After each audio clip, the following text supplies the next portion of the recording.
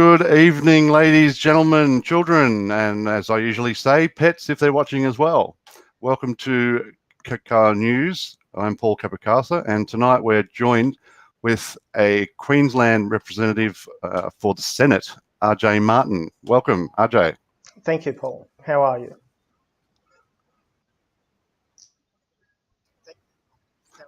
Not too bad, thanks. Not too bad. It feels like we've got a bit of a satellite connection there with that delay then. Makes us look highly technical. Yeah. Just have a little dish Okay, let's start. We'll start basically let's just give our viewers a bit of a rundown as to what got you into this and what you've been doing in the recent days coming up to the election. Yeah, so I'm Arjay Martin. Hello, everyone. I'm the lead Senate candidate for the Great Australian Party for the state of Queensland. And what got me into politics was basically I normally have been born in Queensland, but my parents had a small business and they were victims of police and government corruption. They had to flee the state, and later on they were Crown witnesses in the Fitzgerald inquiry. So I was born in New South Wales, but I found out about their involvement and their problems when I was about 13. So that's what sort of prompted me into politics. Other reasons also, basically, I think the government unreasonably interferes with people's everyday lives. I believe in no harm, no crime policies, that people should be able to do what they like so long as it doesn't harm others, even if it harms themselves, if that's their choice.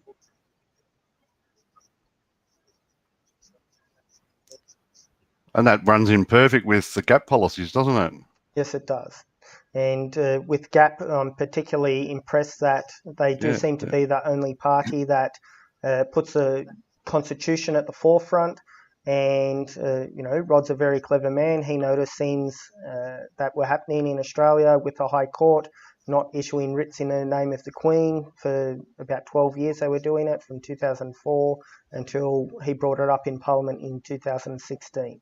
And out of all the people that have gone to court, to the High Court, lawyers, judges, chief justices, no one apparently noticed it until Rod brought it up.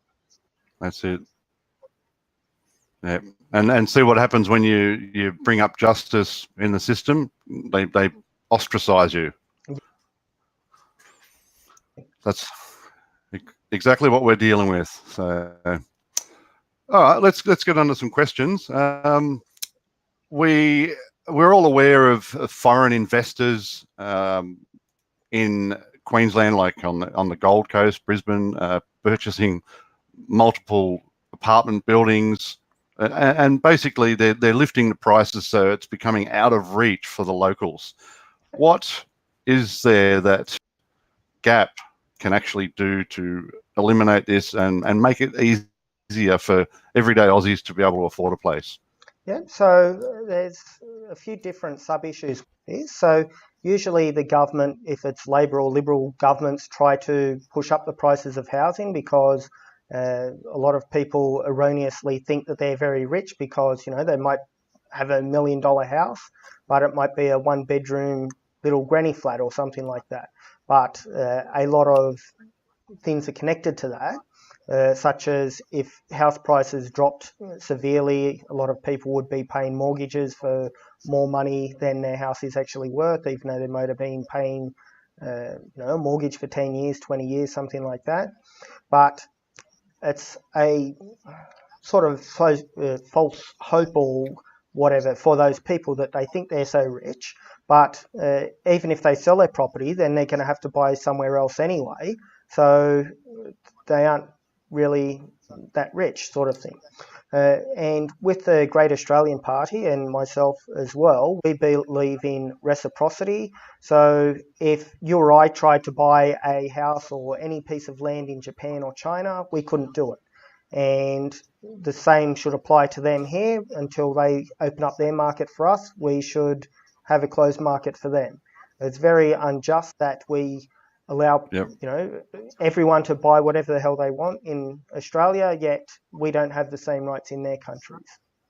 And Yep. They come in here and rape and pillage us, don't they?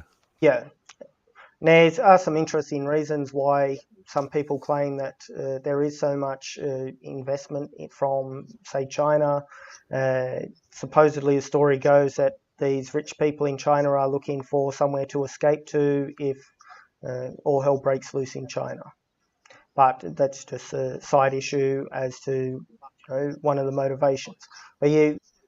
But if you drive through certain suburbs of Brisbane or the Gold Coast or anywhere else in Australia, there's whole blocks of houses and units that don't even have anyone living in them, just because they're owned by foreign investors who don't actually live here, but they either want their escape plan or they're just speculating, increasing the price of housing here on purpose so that they can sell it later. But in the meantime, we've got over 100,000 homeless in Australia, for instance.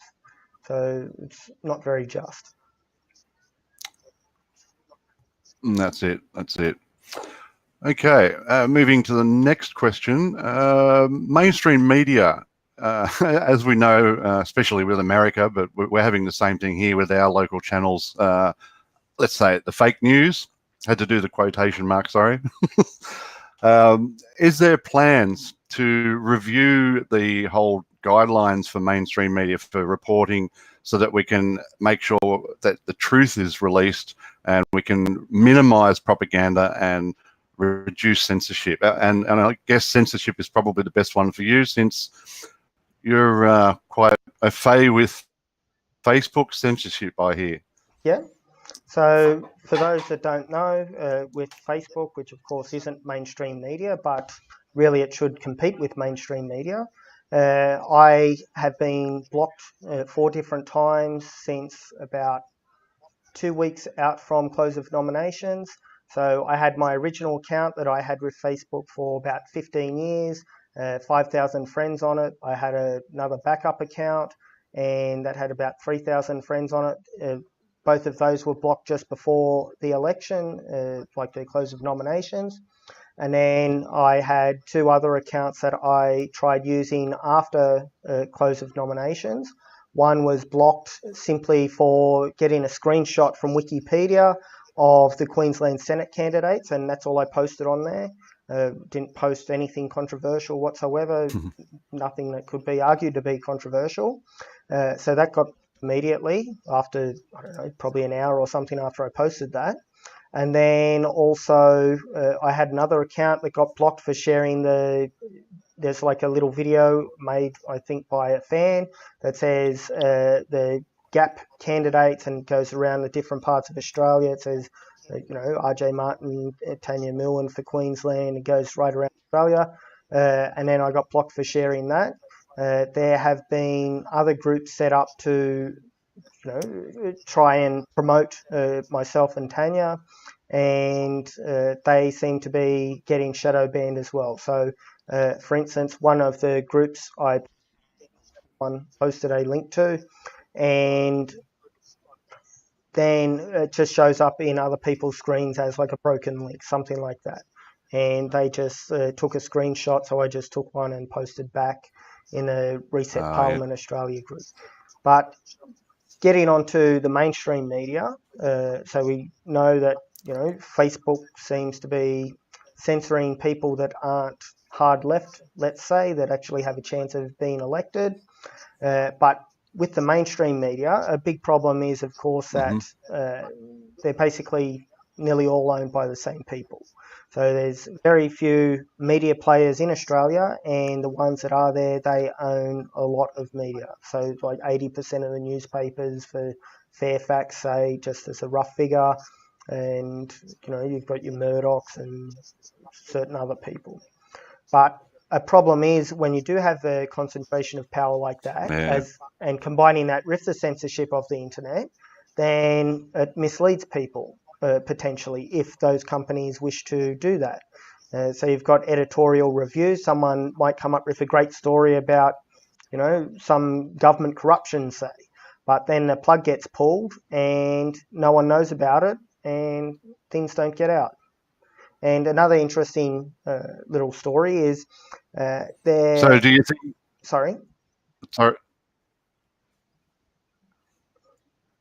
I'll let you finish. I'll question that one. Sorry, there's a little delay. So another interesting story is that I had information about a certain politician in state politics that was accepting prohibited donations, and I tried contacting ICAC because this was in New South Wales, which is equivalent of the CCC in Queensland, and they basically didn't care. They gave me an official letter back claiming, hey, it's not worth our time to investigate.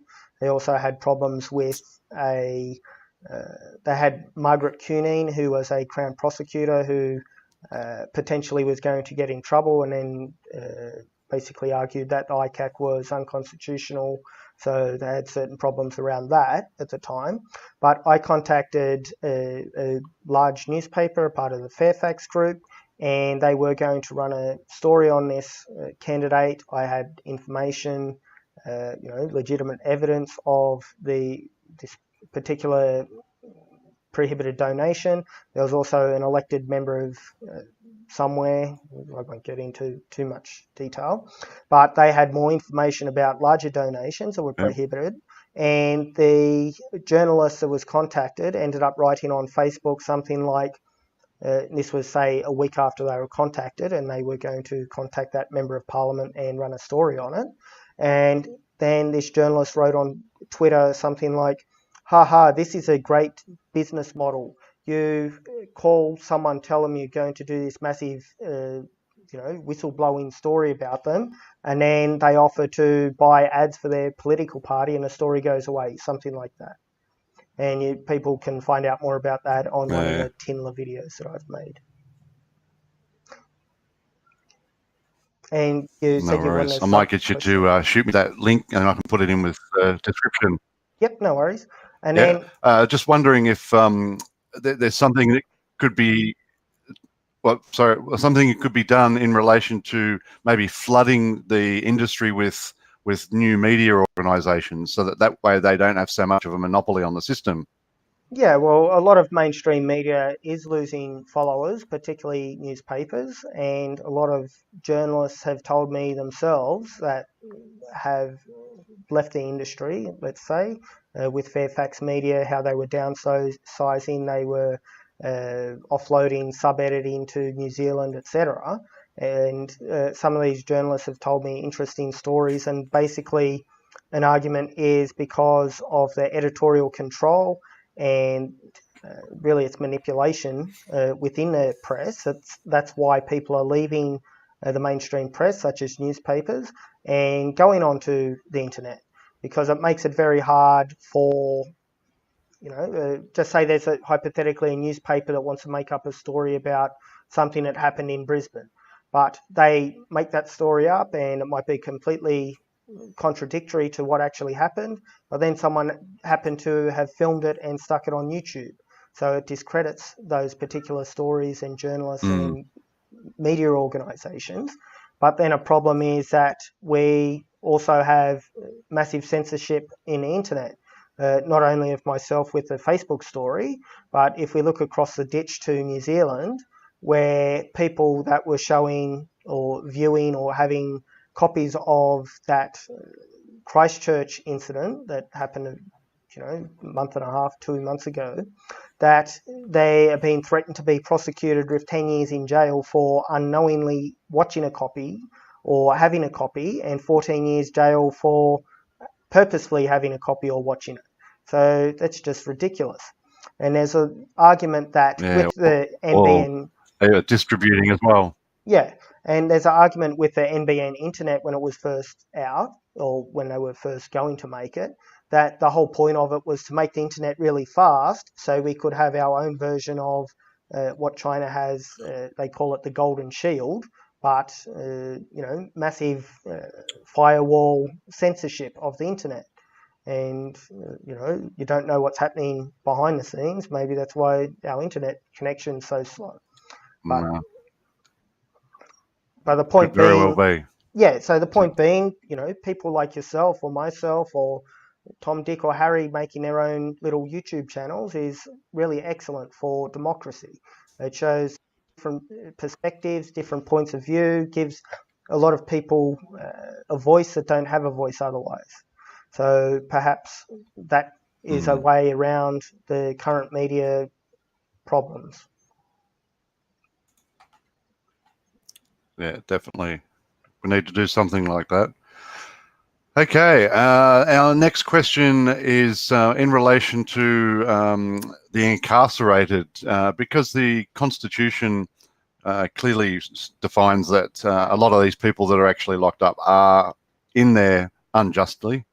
So this is something that would be reviewed, I'm guessing, once GAP get in, and each sentence, it'll be a long process, I'm guessing. Each sentence will be reviewed. Some may even find their sentences dropped altogether. They shouldn't even be in there. What would you be able to explain in relation to that to the viewers? Yep, so I am a law student and I'm aware of a lot of injustice that goes on, not only from being a law student, but from life experience. One quick example of that is, I guess it's a bit controversial, but discounted sentencing for guilty pleas.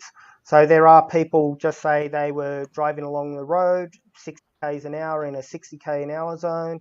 They get pinged by the police or one of these other organisations that it's been farmed out to, the policing of road speeds, as going, say, 65 k's an hour, and they go to court. If they want to challenge they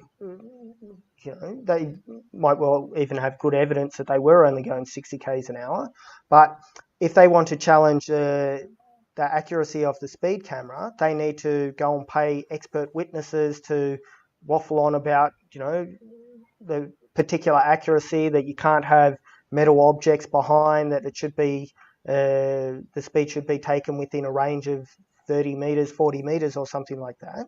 So if they take it to court, which it's good to actually take things to court even on the principle of it, even if it ends up clogging up the courts, but if they plead guilty, they might get $100 fine or something like that. But if they're going to bring in expert witnesses and pay $2,000, $3,000 for someone to try and get out of a $200 fine, then we've got a massive problem there. There's also a number of non-crimes that people are incarcerated for. So I'll just use an example. I don't do marijuana, I don't do drugs, I never have, I don't intend to, although I would use medical marijuana if I had inoperable cancer or something like that. There are studies that actually show that it's the THC, which is an active product in marijuana, that kills cancer cells, induces apoptosis. But even in our Australia, since medical marijuana has been legalised, it can't have THC in it. Basically, they've got certain measurements or whatever, so it might have one molecule of it or whatever. But the point is that if someone's growing some plant in their backyard and they're not smoking in front of children, they're not doing anything wrong with it, they're not going out driving while under the influence of drugs, then why the hell should they go to jail for that? There's no victim, there's no crime. If there is a victim, it's just themselves. Yep. But that's it. It's spot on. Okay. Is there any other issues you'd like to bring up for the viewers that I may have missed that you'd like to get out there? Obviously, vote 1, GAP. Yep. So, well, another big thing that GAP is pushing, the Great Australian Party, is that we should have citizen-initiated referenda. So, you can have different processes for it, but basically a simple version would be, say, there's a petition out for XYZ change, and you might need 100,000 people who are on the electoral roll to sign that petition, and then that should have to go to Parliament. and have a proper referendum, Section 128 referendum about that. So you can either do that without changing the constitution, just having a process how to get it before the parliament. Besides, parliament's still free to pass a law in both houses and then have a referendum. But another interesting issue with referenda is that sometimes they're ignored. So in Queensland, for instance, in 1917, there was a referendum to abolish the upper house of parliament, for the state parliament that is, and it failed. So the will of the people was to keep both houses of parliament, and that is a defining characteristic of the Westminster system, bicameral or two-chambered legislation, or legislature I should say. Yet in 1922, the Labor government at the time, they just increased the number of seats in Parliament so that they could pass law to abolish the upper house. And arguably, because it is a defining characteristic of the Westminster system, then arguably all laws passed in Queensland since 1922 with the abolition of the upper house have been illegal and void. Yet, of course, if someone wants to do something about that, you have to have some kind of measure to fix that, if that makes sense. So the courts aren't likely to say, hey, well, every single law is invalid. You have to have some way of making a law valid and then applying it retrospectively, and then you still review the laws because there are a lot of terrible laws.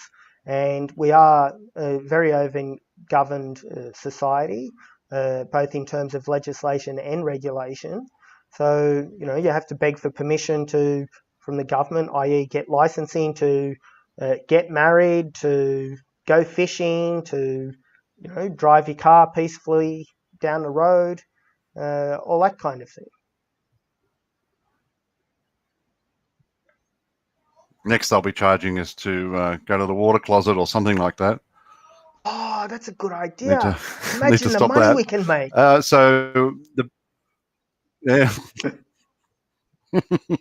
So what's the best way the upper house could be reinstated? Is that by getting Gap in, or do you think there's a little bit more involved in it than that? So basically, if you had people in Parliament, even the current politicians, senators, lower house people, if they were constantly in Parliament pointing out these unconstitutional acts, then it would force the government to do something about it. So just as an example, I used to run in elections as an independent when I lived in New South Wales. I've been in Queensland for about 2.5 years. But there are a lot of people watching that hopefully I get to send this to, or someone else, since I'm officially banned from Facebook, if that makes sense, without getting into too much detail. But in Lake Macquarie, there, just as a simple example, there was a roundabout that was supposed to be built at a place called Cameron Park. And it was a very dangerous T intersection. And there was literally more than one car crash there per day on average. And luckily no one died, but there were, some severe injuries and a lot of little prangs. But the council actually had a deal with the developer that they charge a developer for this roundabout and would build the roundabout when the estate, if you want to call it that, or the suburb, reached a certain size. I forget exactly, it might have been 5,000 houses or something like that. And that happened years and years ago. And one of the times I ran for election, or it might even been 2 times, I was bringing up on ABC radio, in the newspapers, etc. Hey, look, it happened to be the Labor Party at the time. The Labor Party promised this roundabout that's already been paid for. I think my internet's about to die.